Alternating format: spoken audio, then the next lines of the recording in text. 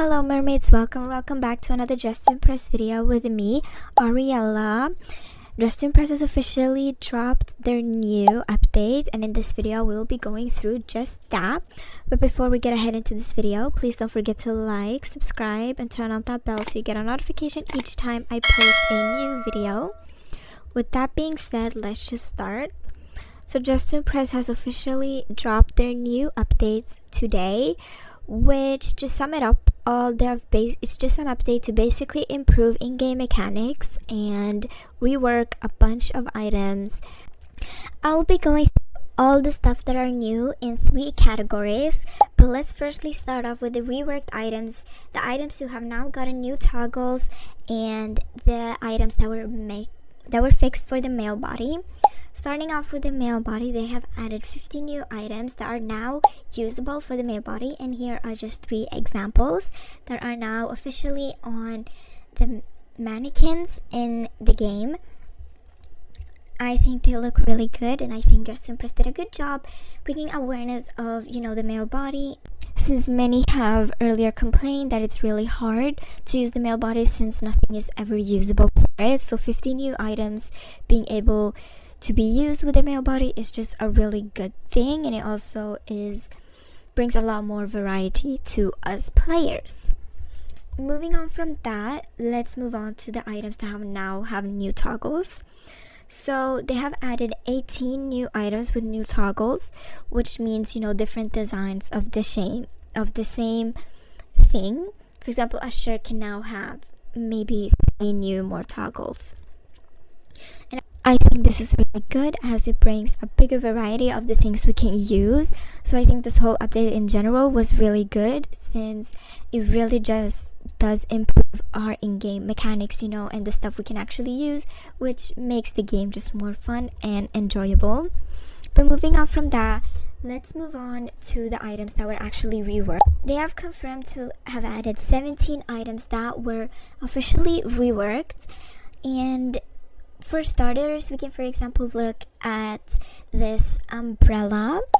The umbrella in the VIP section had a rework, and as you can see, it's way more detailed now, and it still looks like an umbrella, but it just looks different compared to what it did before. And I think whatever they did with the umbrella just was a good job, because I think the way they designed it this time just looks really, really good and just so much better, and also a lot more detailed than what it did before.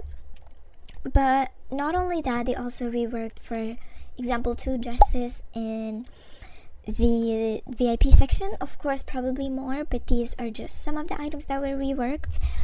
I think they look really, really pretty and a lot more detailed than what it did before. As you can see, they look unlike their old design, but they still look better than what they did before. Also reworked this shirt in the VIP section, which I think looks really, really, really pretty now. I think it's really, really easy and really usable now. I really like the shirt on how it was before, but I always had a hard time designing it, and I think the rework just makes it so much easier. They also reworked this shirt in the free section, in where everyone can use everything. It's basically just a tank top that is way more decorated now and just way more textured, and I think they did a great job with that.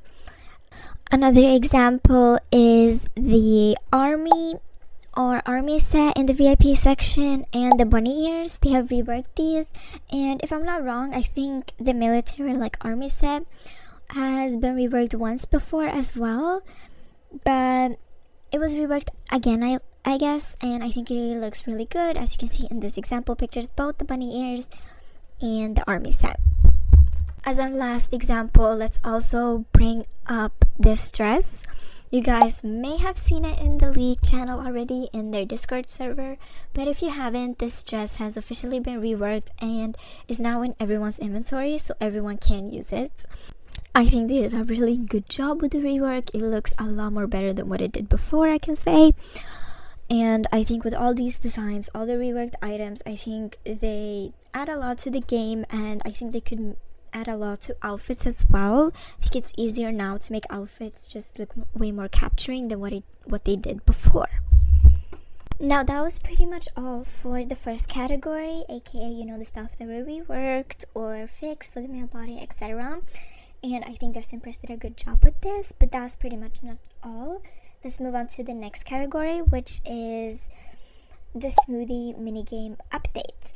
So they have officially added a larger area for the Smoothie minigame, which means it's pretty much easier to move around and grab all the ingredients and mix and give it to the customers. More customers also spawn at once, which it depends on how you see this, if it can make it easier or harder. They have also added a colorblind mode, which is extremely good.